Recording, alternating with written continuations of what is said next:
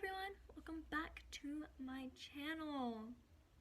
This video is going to be about my story to diagnosis of P.O.T.S or postural orthostatic tachycardia syndrome. If you do not know what P.O.T.S is, I do have another video over on my channel explaining exactly what P.O.T.S is if you are interested in that, because otherwise this video is probably not going to make much sense.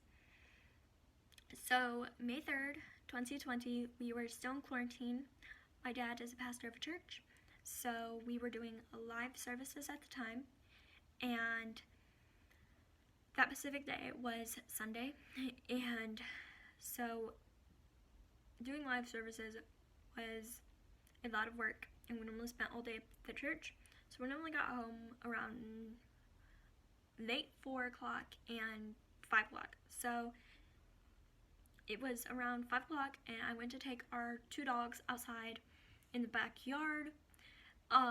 It was shaded out because it's 5 o'clock. So the backyard was completely shaded, and it wasn't super duper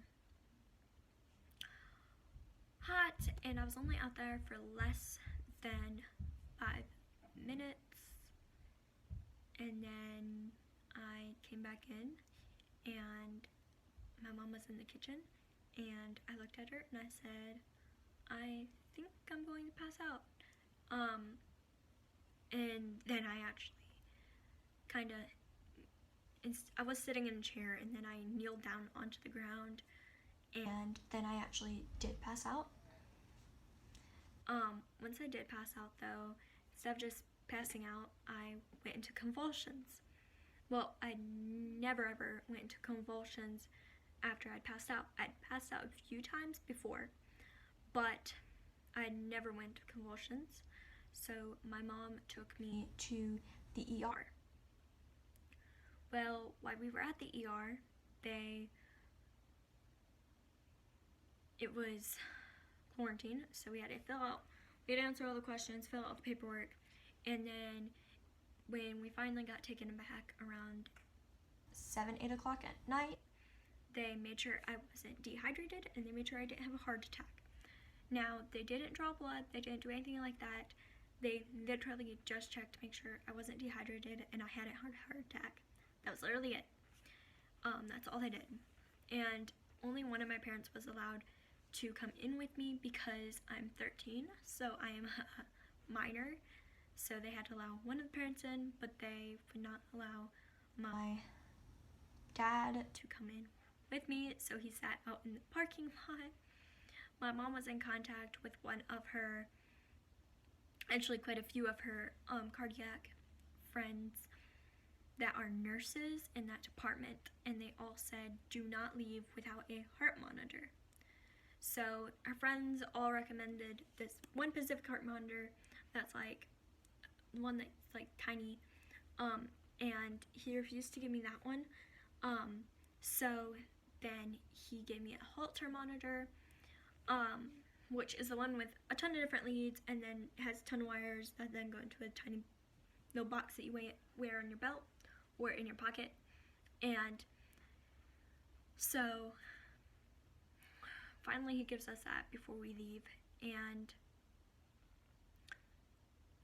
then the very next day, we go to see my pediatric doctor, and we had to sit in our car as we waited, and then they called us to let us know that we could walk out to the back of the building where there was tents.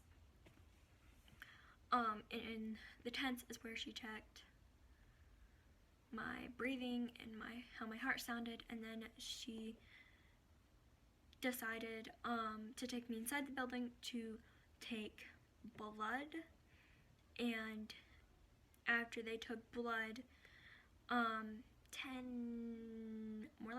15 minutes after that, they came back in to check my heart rate and blood pressure.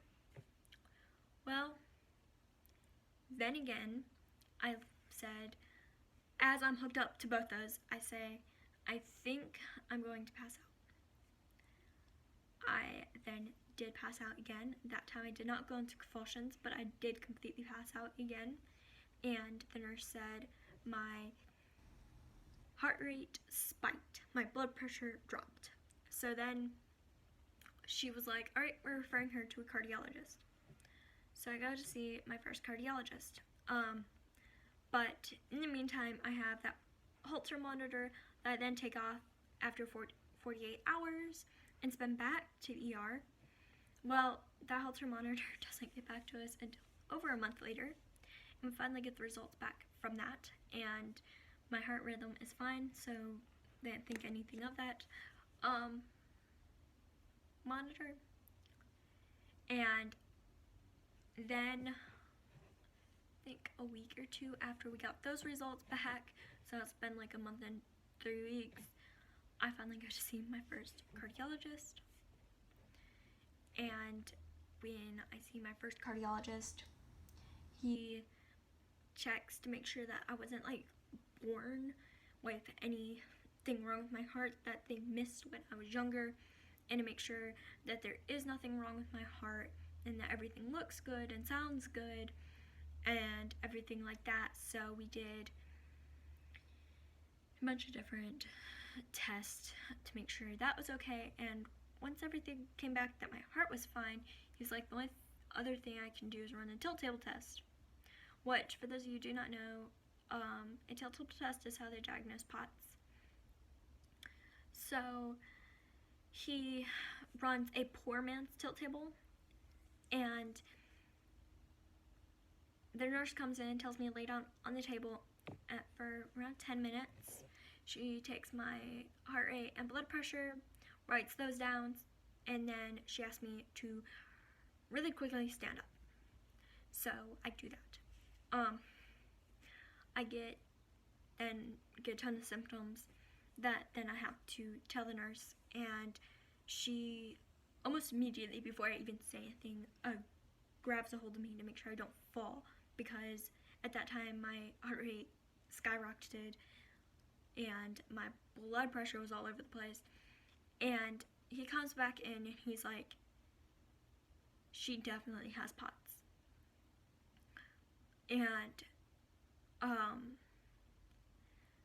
he tells me, okay, you need to start drinking tons of water. So my minimum is 1 gallon. I drink 1 to 2 gallons, sometimes more than that. And then he says, increase your salt. So salt all your food and take tons and tons of salt. And then no sugar or caffeine. And then he didn't tell me to do this, but I started wearing compression socks at those times that I then wore from the time I woke up to the time I went to bed, and I still do that. I love my compression socks. But I did get referred to multiple other cardiologists and ended up at a specialist, which is where I'm currently at. And that is the shorter version of how I got diagnosed with POTS. I hope y'all enjoyed, and I hope somebody else out there can relate to my story, and I'm hoping this can help somebody else out there. I hope y'all enjoyed. Thank you for watching. Bye.